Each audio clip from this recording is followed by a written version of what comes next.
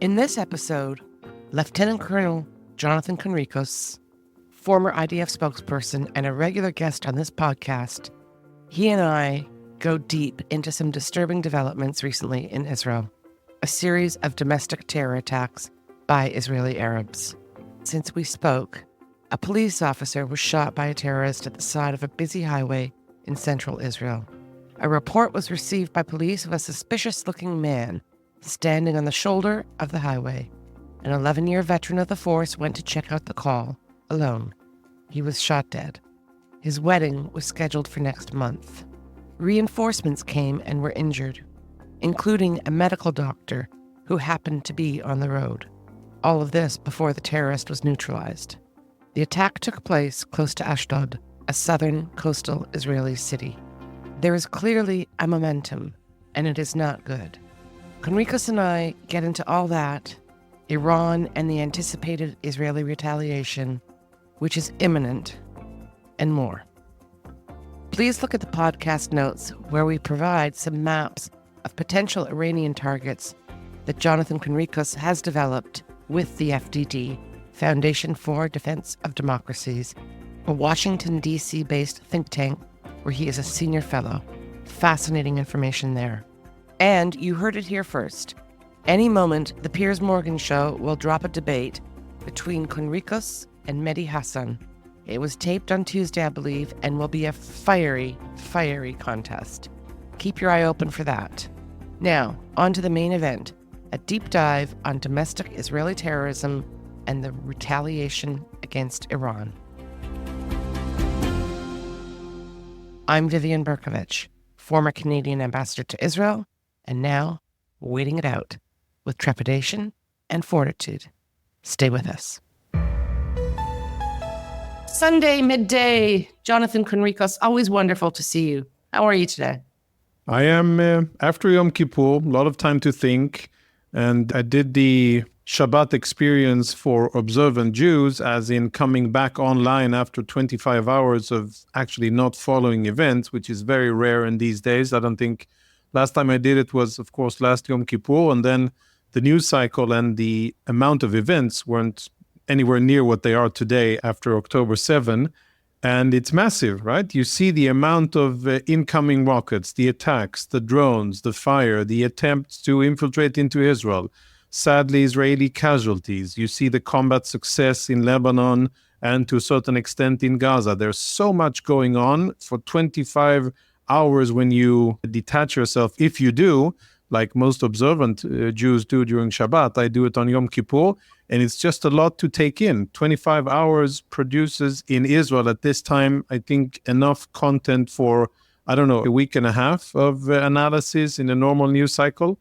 And it's quite massive. And if in general, I would say that we're looking at 3 active combat zones, 2 of them, Gaza and Lebanon, now officially not yet designated as the main combat area, at least as far as I know. But by all unofficial accounts, I think it's fair to say that Lebanon is now where most combat capabilities of the Israeli defense establishment are focused: intel, fire, and maneuver. Gaza fighting continues with more troops in Gaza now than there have been over the last, I dare to say, 4 months in terms of troops maneuvering and amount of tactical activity. And as always, lots and lots of Israeli troops fighting defensive and offensive operations in Judea and Samaria as we speak. All of these 3 ongoing. And then, of course, internally in Israel as well, terrorist attacks and the ever-present threat. And I think that we can, if we look at the last terrorist attacks in Israel, the horrible, gruesome massacre of 8 Israelis in Yafo, when was it, about 2.5 weeks ago, on the light rail system, where 8 Israelis were murdered, and the last terror attack in Hadera just a few days ago, and the terrorist attack in Beersheba also last week. The common denominator here being that we're talking about attacks perpetrated. 2 of these were perpetrated by Israeli citizens. The Beersheba attack and the Hadera attack were perpetrated by Israeli citizens, Arab, 1 Bedouin and 1 Arab, who have Israeli identity cards, full citizenship, full legal rights, full benefits of the Israeli society, democracy, welfare, everything. And they decide one day out of the blue, without any real priors, neither of them, one to take a gun and the other one to take a knife and just go massacre Jews. Quite astonishing. It's a very worrying trend that we're seeing. So, yeah, when you ask how things are going, so much to take in after Yom Kippur, so much is happening, and it's really difficult. And of course, looming over it all is the imminent and hopefully soon to be conducted Israeli retaliation against Iran after Iran launched its massive missile attack against Israel a week and a half ago. And that's what I want to focus on. But before we do, I actually would like to talk about the Hadera attack, because there was something different about that, I think, for people who live here. The terrorist who attacked in Hadera was from al-Fahim. And what can you tell us about that town? And then we'll get to what he did and why it's so concerning. Yeah, for people listening who aren't in Israel or perhaps haven't thought about where al-Fahim is on the map, really interesting place. It's in an area called Wadi Ara, which is the northern part of Samaria. So parallel to Hadera and eastwards, there's this area which is densely populated with Israeli Arabs. And there's a few Israeli communities there, small moshavim and kibbutzim along that area, but by and large, I'd say 98, 99% Arabs in that specific area. And if you zoom out on the map and you go a little bit to the south, you'll see that the next big city is Jenin, which many people know, I think, is a hotbed of Islamistic terrorism, one of the most extreme and hardcore Palestinian cities where there's the largest amount of terrorists and terrorist activity compared to all other hubs of terrorism, and that's saying a lot. So it's very close, and there's lots of family ties and old historic ties between al-Fahim and Jenin, but wars and history and international deals and borders have made it that al-Fahim is inside 1948 Israel, and Jenin is in the PA, and it's currently under Area A, controlled by the Palestinian Authority. If you look at the people who live there, not necessarily striking differences between the people in Jenin and the people in al-Fahim. One very important difference being that the Arabs who live in al-Fahim are Israeli citizens. They have Israeli citizenship. They have every legal right and liberty and convenience and benefit that life in Israel can give. So they vote, they can get elected, they govern themselves, they have access to education, healthcare, employment, benefits, everything. And the perpetrator, whose name I don't want to recall because we're not in the business of glorifying or doing memorials for terrorists, but this terrorist was born and raised in al-Fahim, never in a Palestinian city, didn't live under Palestinian rule, but he reportedly he went through some kind of process where he became extremist by himself and decided to take his motorcycle, drive about 15, 20 minutes on road number 65, which connects between al-Fahim and Hadera, and just go for it. And he attacked Jews in 5 different locations in the city. The first place, according to security footage that I saw, that he tried to get into was a kindergarten, but it was locked and empty because of the holidays, and thankfully he wasn't able to get in. But then he just rampaged on the main street in Hadera. Unfortunately, was able to kill Israelis and wound many until he was successfully subdued by locals carrying weapons and security forces. But a really stark reminder of how absolutely tense the security situation is and how almost everyone's a suspect and almost anyone could become a potential terrorist attacker. Israelis have seen that in Beersheba, where a Bedouin Israeli attacked Israelis and in the bus station a week and a half ago. Similar story. A person who grew up in Israel, enjoyed all the benefits of living in Israel, and thought that it would be a good idea to die as a shaheed, as a martyr, and kill as many Jews as possible that he could on the way. And what we're seeing is a security forces that are tremendously busy fighting on so many fronts simultaneously, and a statement which I thought was quite appalling by the newly commissioned police commissioner, who said we're spread very thin, and this is just something that we're going to have to get used to. To which I responded, actually, no, that is not the answer that I was hoping to hear from my police commissioner. The answer that I was looking for, you see, we at the Ministry of Internal Security, we have a strategy. We're going to address crime and terrorism. The two of them are related in Arab society in Israel. And we're going to put the full weight of the Israeli police and our intelligence and otherwise capabilities in mitigating that. We're going to have law and order in Arab-Israeli society. We're going to make sure that they're not killing each other and that there aren't weapons circulating around that can be used for terrorist purposes. And we're going to put a stop to it. And to hear from a newly commissioned police commissioner that, no, this is tough and we're going to have to get used to it, totally very disappointing, and I hope that'll be corrected very soon. I had the same reaction to that comment, and the police chief made it right after the Hadera attack. And that was the third incident, the second successful, unfortunately, incident of terror in Israel in the last few weeks. And there's another one that's really important that we should mention, which was, I believe it was 5 Arab men from Taibe who were plotting to blow up the Azrieli Center and Mall, which of course is this iconic trio of buildings in Tel Aviv. One's shaped like a triangle, one's shaped like a circle, and one's shaped like a square. It's got office buildings and a mall and hotel. And the Azrielis, of course, are a very famous Canadian Israeli family who have been really at the forefront of developing so much in Israel and so many of the most important development projects. But these 5 men from Taibe were apparently far along in planning their attack on the Azrieli Mall, and we know that it was foiled. Yeah. That would have been horrific. They're all horrific, but that would have been a mass casualty event had they been successful. And Taibe is located in a very important part of Israel known as the Triangle.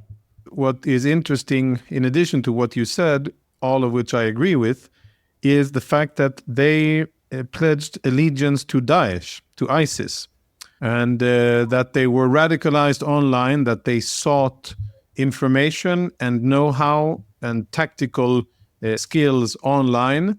I suppose that was also how they were tracked down by the ISA, Israeli Security Agency. They didn't say so in their press release, but one can deduce from the press release that was part of it.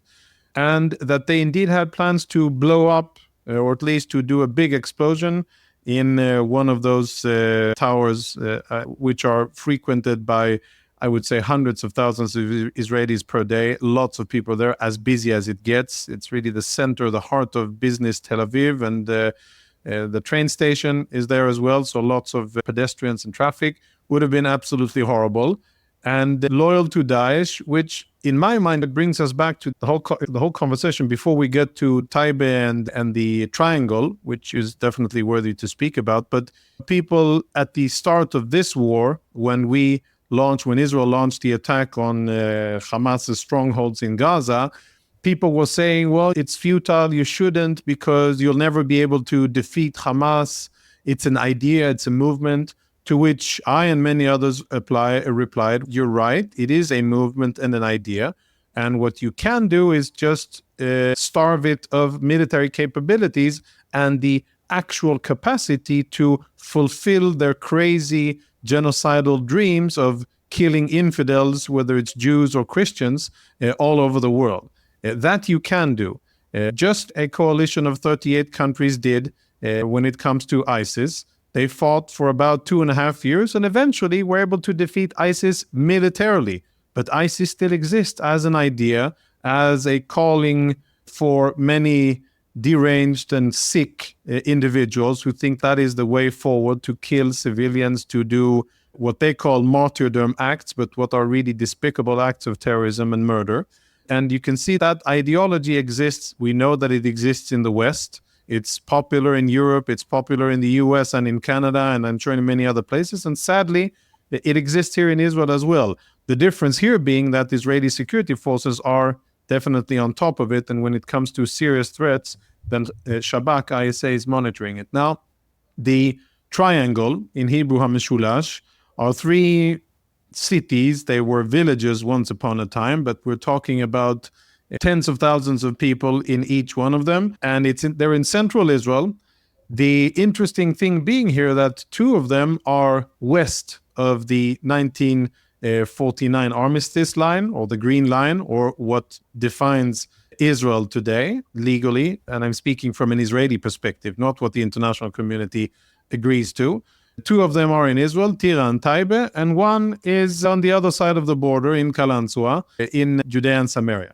Really, the issue here being that you have tens of thousands, if not hundreds of thousands, of Israeli Arabs, some of whom might identify as Palestinians if you ask them. I would call them Israeli Arabs, who, just like Bedouins in the south and the Arabs in Wadi Ara, Al-Fahim that we spoke about before, are citizens of Israel and get all of their needs provided by the state of Israel. Welfare, employment, health, education, civil rights, liberties. They have just the same rights, none of the obligations, but they have same rights that I have as an Israeli. They can vote and they can be elected, and they can do basically everything they want. And there are many success stories of Arab Israelis from Tira and Taibe who are very successful, have done very well for themselves and their families, studied in Israeli universities, have practices of doctors and dentists and lawyers and other service providers and traders, etc. One of our prominent Arab MKs, members of Knesset, is from Taibe. Indeed. And there are many success stories, but then you also have these horrible stories of failure, of tremendous societal failure, like the 5 men who were just apprehended and thankfully intercepted before they can do any meaningful harm. It just goes to show how dynamic the situation is and how much goes on behind the scenes that Israeli security forces deal with constantly. If it isn't Iranian attempts that are relentless, constant attempts by Iranian agents to lure different minorities, whether it's Arabs, Bedouins, and I've even heard attempts to lure Druze, to work for Iranian intelligence, to collect information, to plan attacks, or whether it's online activities by the Iranians, which is also very prolific. And if it isn't that, then it is self-radicalized people like the ones that were just apprehended, who are probably less sophisticated and more easy to intercept. But tremendous lot of tension here ongoing. And we have to, on one hand, yes, security forces are tremendously successful, and we owe them so much for just the ability to live in Israel with this threat picture around us. And it's something that many people take for granted. I don't. I know a little bit about what goes on behind the scenes, and it is almost overwhelming. But we also, I think, have to acknowledge the fact that so far we've been very fortunate and very lucky. Yes, we have great and disciplined and amazing and creative security forces that most of the time are very vigilant and successful. Obviously, on the run-up to October 7, clearly not. And that's an episode of that I know you covered and spoke, you've dealt into and analyzed. But looking on from there towards today, there's lots of success here. But we've also been very lucky. And there have been attacks that could have been really regional game changers, and that really could have altered the course of the war, that our attackers just weren't successful. Vehicle-borne IEDs that Palestinian terrorists planted and just didn't detonate at the right time, at the right place, and instead of killing 20 or 30 Israeli school kids in a bus, were detected before and was dismantled. And there's many more examples. And it's really such a very tender and delicate situation And in a very short period of time, things can change. One positive note is that despite these events that we've spoken about today, and I think we can headline it as Israeli Arabs participating in terrorist activity, Taibe, Al-Fachem, Beersheba, and many other places, by and large, Israeli Arabs, I think, are making the strategic decision to stay out of it.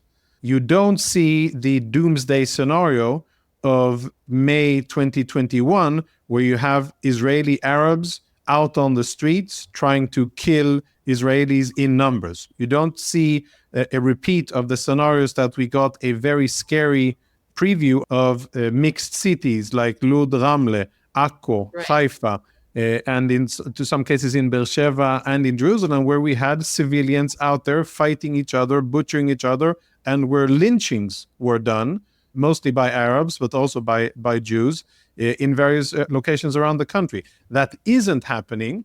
And I think that, when we speak about national strategy, what I think needs to happen, on one hand, to deal with systemically, to go in and to deal with crime in the Arab society in Israel, to pick up the guns and to have a network of intelligence and informants and to be visibly present and to totally change the balance of internal security in those places, to police it effectively, but also to provide some kind of positive trajectory and hope.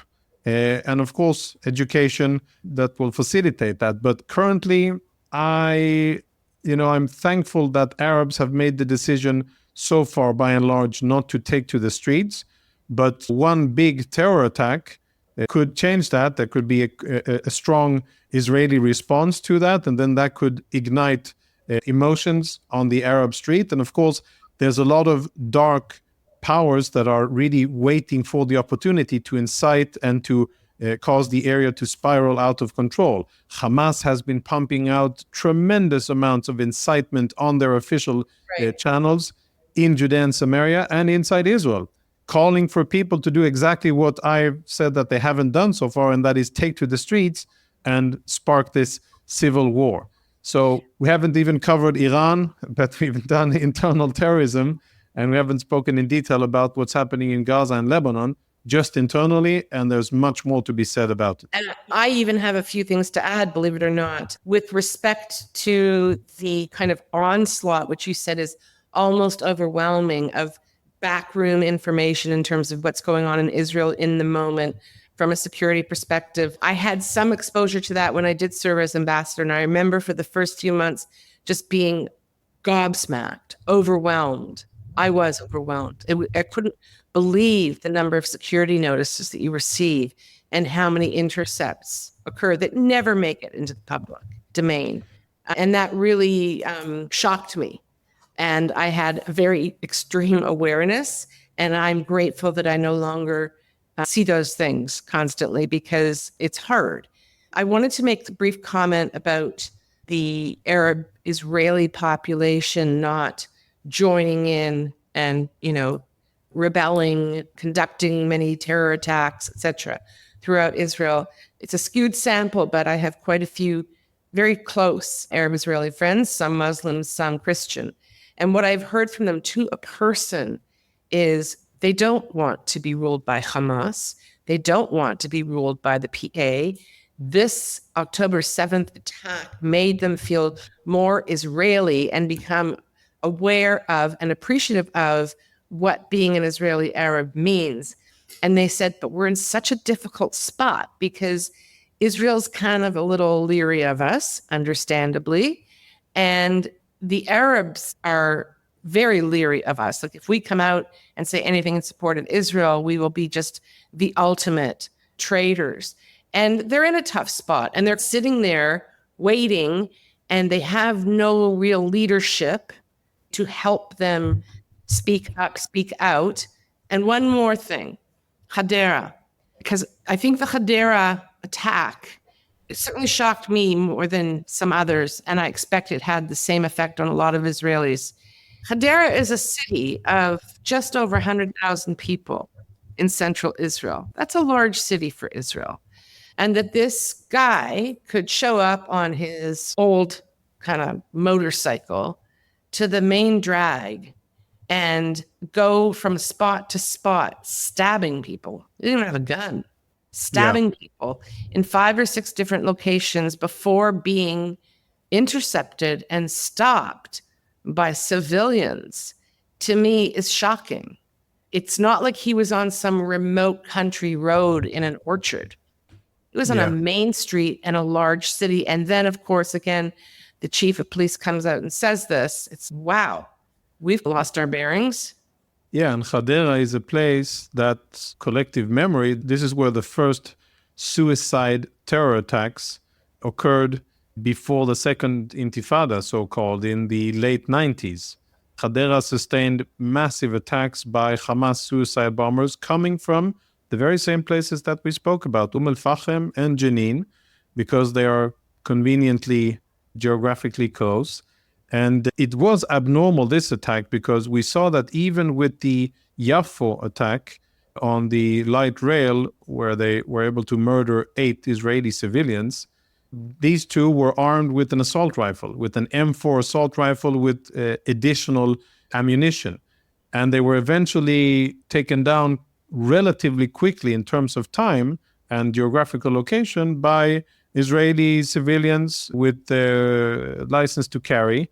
One of them, I think, he was tremendously brave and cool-minded in flip-flops. And he was able to subdue the terrorists, the one with the gun, and then the other was subdued by police who happened to be on the spot. But usually, in other terrorist attacks, and I think you're touching an interesting topic, there's the chance, just puts it, that there are more armed civilians nearby that effectively respond quicker, and that terrorists aren't able to go from one to the second to the third, fourth, and fifth location and to harm Israelis.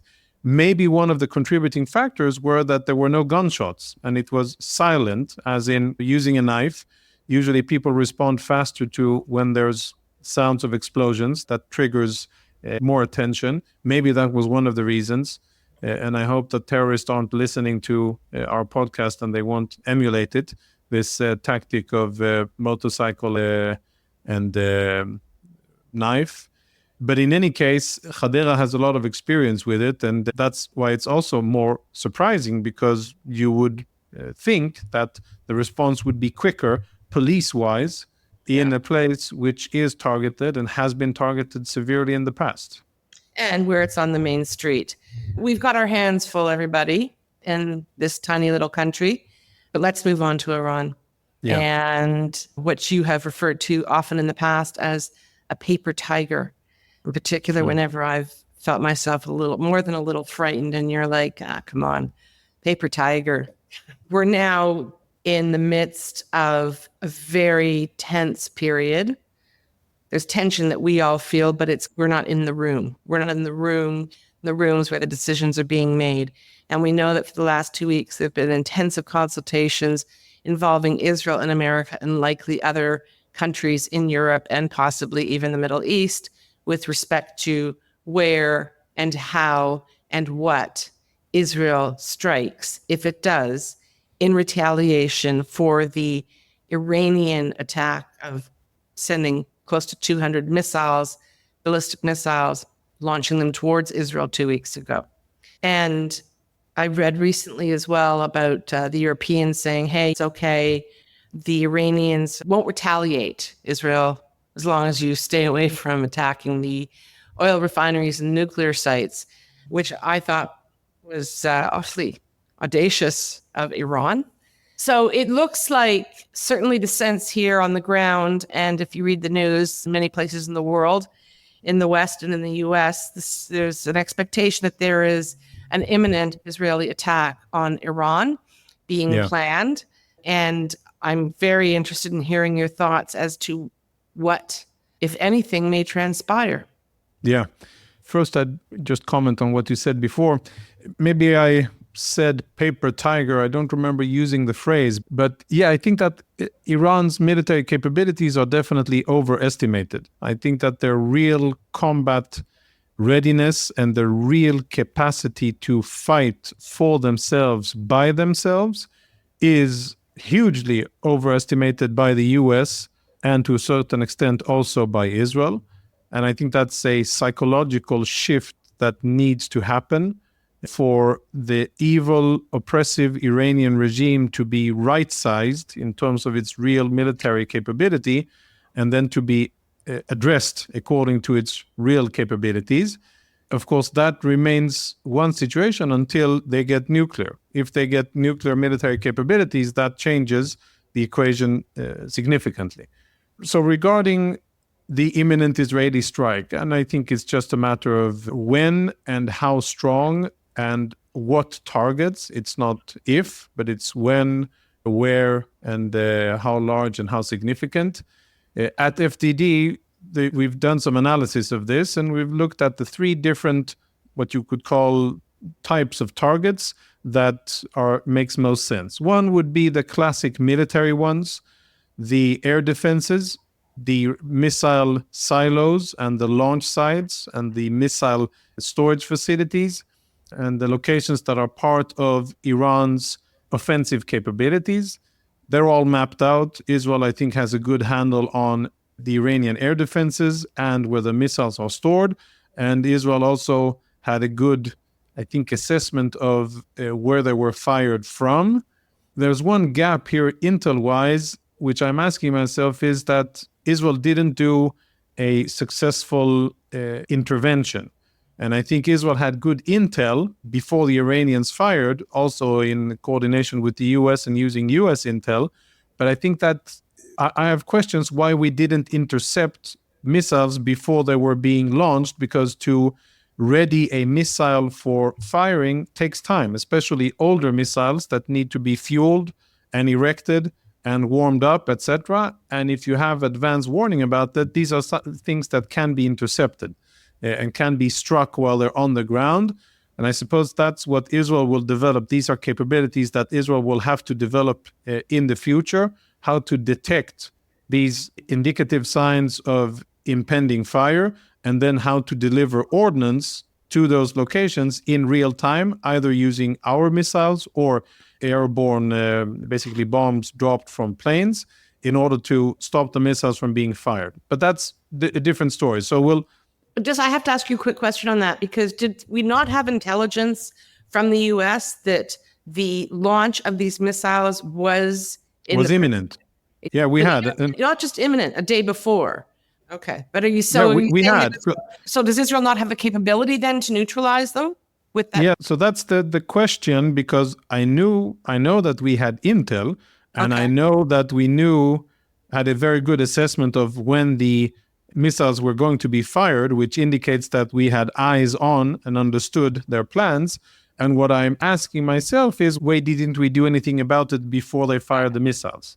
There could be political reasons for it, and there could be military and strategic reasons for it, but I think that's something that we will see in the future. And it's definitely something that Israel, if we don't have the capacity to do so, that's definitely something that we will need to, because this round with Iran is just one round, and this will continue. I think we're in a new realm of war in the Middle East, and this is something where we will have to develop. So military targets, that's one kind of family of targets: air defense, missiles, military installations, focusing not on the army or navy, but on the Revolutionary Guard. It's scattered all over the country.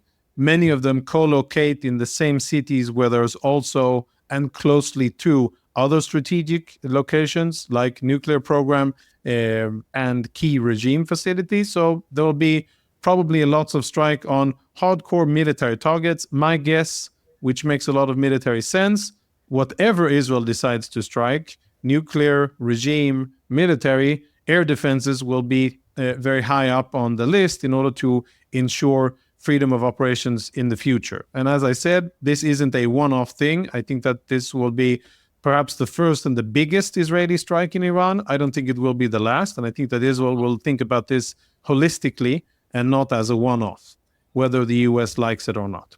Second family of targets would be regime.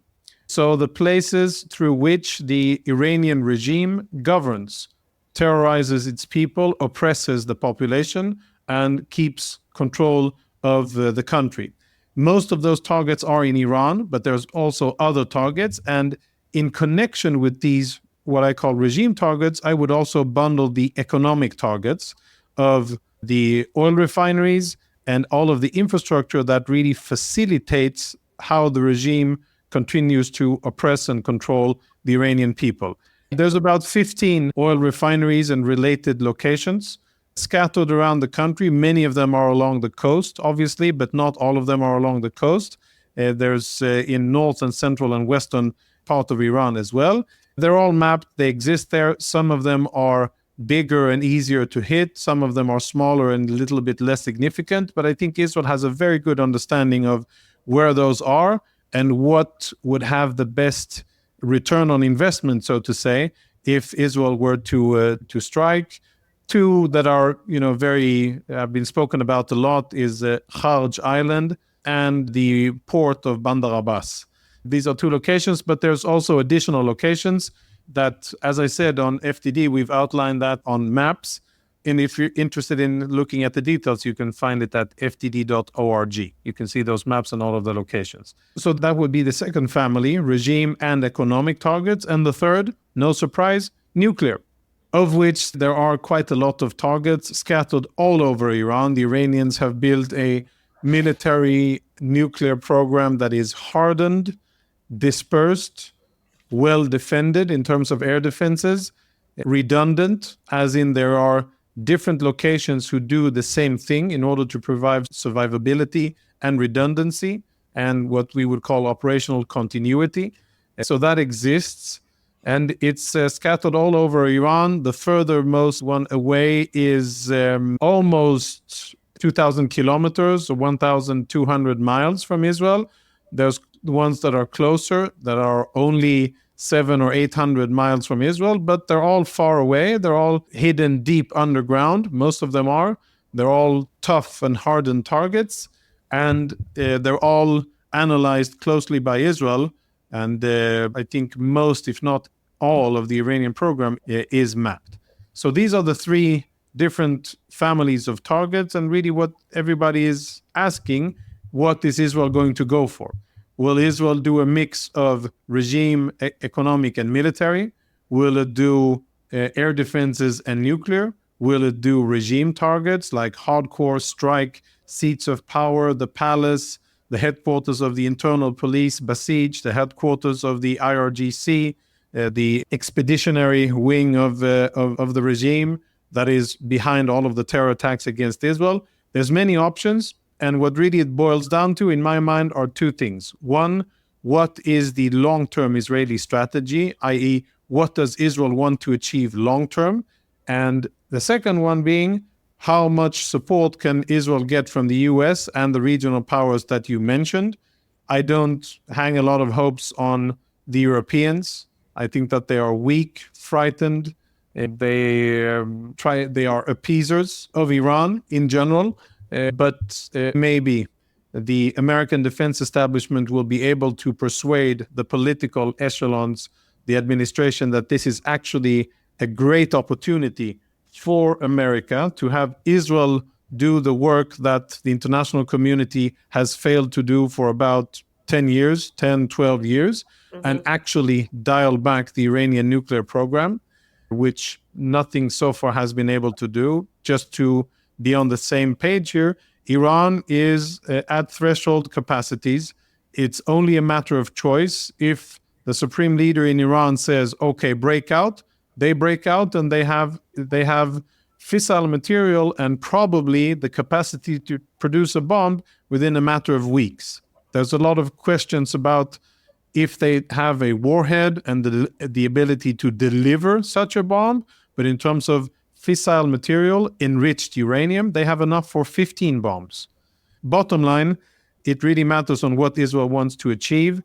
What I think is very interesting is to follow the cognitive changes in Israel that are coming to the understanding that this probably is the best opportunity that we will ever have to actually do something about the biggest enemy that we have and the biggest source of enemy activity, which is the Iranian regime.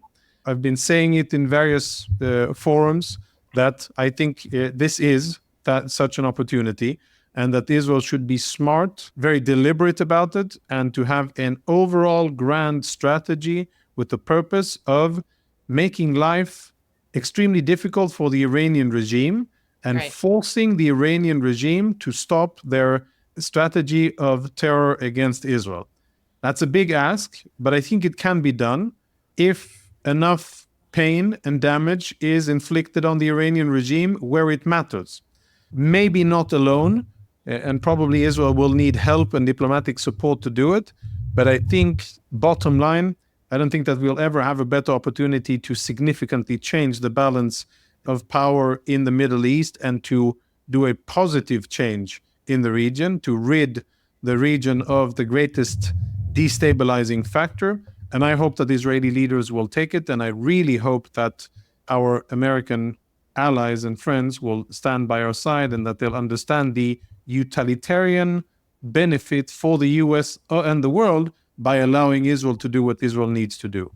So much in there is so interesting. And I also want to add one point that's really important, which is that Israel has clearly penetrated and compromised IRGC and Hezbollah intelligence right into the heart and the upper echelons. Otherwise, there's simply no way that the extraordinary operations that Israel has successfully executed, both in Lebanon and in Iran in past months, would have happened.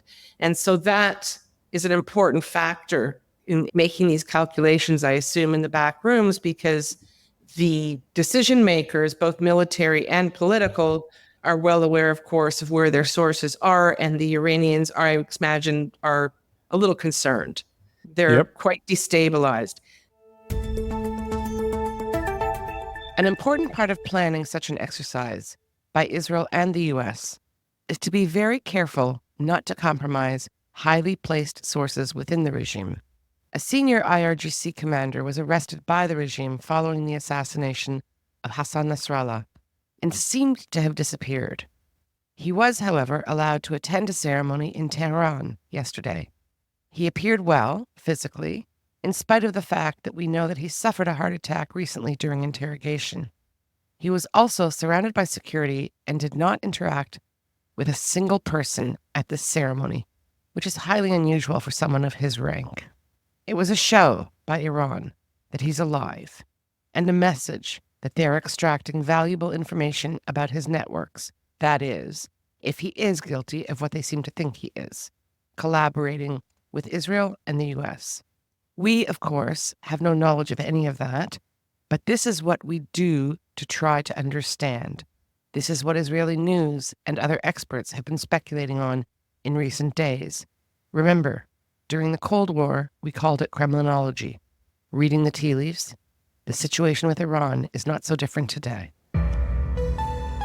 The other thing I just wanted to do was give a shout out to the next Prime Minister of Canada, who is Pierre Poilievre, who you may have noticed the other day was being scrummed in Canada. Yes. And we are rising again, everybody. We may be a middle power, but when we are a middle power and we have our act together, we can be a force internationally, as we saw under Prime Minister Harper. Pierre Poilievre, the leader of the opposition, who is on track to have a majority, there's frankly no question about it, whenever Justin decides to call an election. He was asked about Israel attacking Iran, with the expectation, of course, from the domestic media that he would condemn it for all the reasons that the media likes to hear that. And instead of doing that, he stood back and he said, October 7th was horrific, and it was Islamist, and it was violent, and it was barbaric. And if Israel ultimately goes in and attacks Iran's nuclear sites, all of humanity will owe them a great debt, because they will be doing the heavy lifting and the tough work for us, which is not the response that the media expected. And then, of course, that was picked up by Douglas Murray, the great Douglas Murray, in his New York Post column a few days ago. And he did twist the knife a little and said, wow, who would expect moral leadership from Canada? And I chose to remind him, we're not that helpless, right? We are the land of Harper. But the point being that, apropos your comment, wouldn't it be great if the Americans could convince a few of our unprincipled and morally weak allies in Europe to support any Israeli action? The good news is the leader of the opposition in Canada supports the action, even though we don't really have an army. But I'm trying to find a silver lining in there somewhere. Okay, so we're waiting to see what they're going to decide, when they're going to execute. And in the meantime, I have to say, this time I'm not on the same knife edge as I was last time waiting for the Israeli retaliation. I actually think you should be, Vivian, because this time around is going to be much more serious. I know. But America seems to be quite steadfastly behind Israel. There's constant communication, Lloyd Austin and Gallant. They have brought in their super duper air defenses and made them available to Israel. This is not insignificant, correct? I agree. At the military level, the intimacy and quality of sharing information, assessments, and planning, I think is tremendous. And I hear this from my friends in the IDF. I see it reflected in the media, in US and Israeli press statements. And I am happy to see that. I am concerned about the quality of communications and what appears to be, if this isn't a brilliant, by the way, if this isn't a brilliant psychological ploy and ruse of war by Biden and Bibi to fake disagreement and bad blood for the Iranians to think that they stand a chance and then to deliver a magnificent blow. If it isn't that, then I am concerned with what appears to be suboptimal levels of communication between the two elected leaders. I would want to see that different, but it stands on solid ground because the military establishments have very effective communications and deployment is, as you said, very good. I think that Israel doesn't want anybody to fight its wars. And I think that the Israelis don't want the Israeli government, and I think that the everyday Israelis want Americans to be fighting for Israel. But I think what Israel needs is that diplomatic support, bringing it back to Canada. You yourself said about the level of military relevance, very limited, but there is diplomatic and international relevance. And Canada is an important country in the world, no doubt about it. And when there is Canadian positive leadership, then that is very much appreciated. I agree with that. Since Mr. Conricus gave me such a great setup here, I am going to smash it and play the very short but powerful clip of Pierre Poilievre, leader of the opposition in Canada, when he was scrummed by the media and he was clearly expected to slam any Israeli retaliation against Iran. I don't expect that most of my listeners are up to the moment on Canadian politics, but odds are pretty much insurmountable that Pierre Poilievre will lead the Conservative Party of Canada to a solid majority when an election is called sometime in the next year. Here's the clip. Yesterday you said that you endorsed Israel proactively defending itself by hitting Iran's nuclear sites, which is something that President Joe Biden does not endorse. Do you not feel like this could lead to a likelihood of an all-out conventional war between Iran and Israel? And do you not agree with Joe Biden in his assessment? I think the idea of allowing a genocidal, theocratic, unstable dictatorship that is desperate to avoid being overthrown by its own people to develop nuclear weapons is about the most dangerous and irresponsible thing that the world could ever allow. And if Israel were to stop that genocidal, theocratic, unstable government from acquiring nuclear weapons, it would be a gift by the Jewish state to humanity.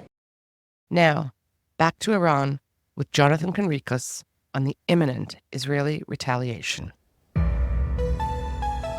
But this time, I think, let's put it like this. I would be very disappointed if after the imminent Israeli retaliation against Iran, if we don't strike substantially any of those three families of targets, or all of them combined in a very meaningful way, I would be very disappointed and think of it as a lost opportunity that we will be regretting for many years. And I think that Israel will do it. And the longer time we take to a certain point, that's better preparations, better intelligence, better coordination with the US. And I think that we might be really at the cusp of turning the page and writing a new chapter of relations in the Middle East. I just can't resist, and I'm going to try to close on this. I agree with you that I think that Israelis feel that they don't want Americans, or anyone, in fact, fighting on their behalf. Having said that, I do agree and think it's super important that they do want and need diplomatic support. And I would also add that taking out Iran as a nuclear threat is not just an Israeli fight. As Pierre Poilievre said, it is a fight of civilizations, and it's a fight for the West. And if the United States decides to join that parade and participate in any military action, I think that it would speak volumes to the world and to Israel. I have to say that with respect to what you articulated, your concern with respect to the possibility of a kind of strained relationship between Bibi and Biden, what concerns me more about that is who, if anyone, is actually instructing the Joint Chiefs in America between now and inauguration in January. I don't care about any spats they're having, but I do think that there is a bit of a vacuum right now in terms of decision-making capability from what we're seeing in America. And that, of course, leads into another issue that we're just going to have to take on another day, because it's a whole other black hole, which is how any operation that Israel undertakes vis-a-vis Iran in the coming days or weeks may impact the outcome of the election. Indeed. Which is a huge issue. But on that note, I'm going to have to regretfully say thank you so much. Regretfully in terms of wrapping up the discussion, which always could go on for hours. Yep.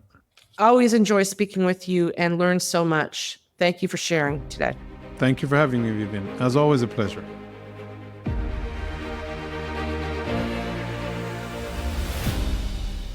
Since we spoke on Sunday, so much has gone down in Israel. So much. But most pertinent to the discussion of Israeli retaliation against Iran, which is expected at any moment, is the real cliffhanger.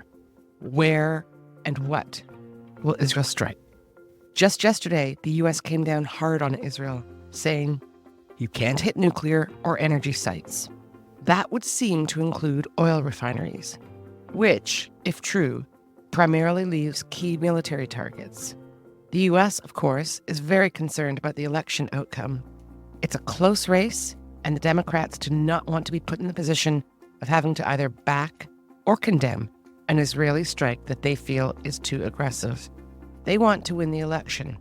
And if Israel hits Iranian oil refineries hard, disrupting the Iranian economy and with an almost certain global economic impact, well, that would put the Democrats in a tough spot. Unless, of course, it's all theater, intended to cause the Iranians to be distracted. Stay tuned. And for those celebrating the holiday of Sukkot, Chag Sameach to everyone out there. And thanks for listening. We love hearing from you, so please comment on our website, stateoftelaviv.com, or send us a note to hello@stateoftelaviv.com. On behalf of the State of Tel Aviv core team, Yon Zabo, our creative, graphic, visual, and marketing man, Amir White, producer and editor extraordinaire, sound guy, who is also impressively patient with me and my boomer tech deficiencies, and our social media manager, who pitches in on everything, Maya Naftalin. Thanks to the team. Thanks to you for being here. We'll be back soon.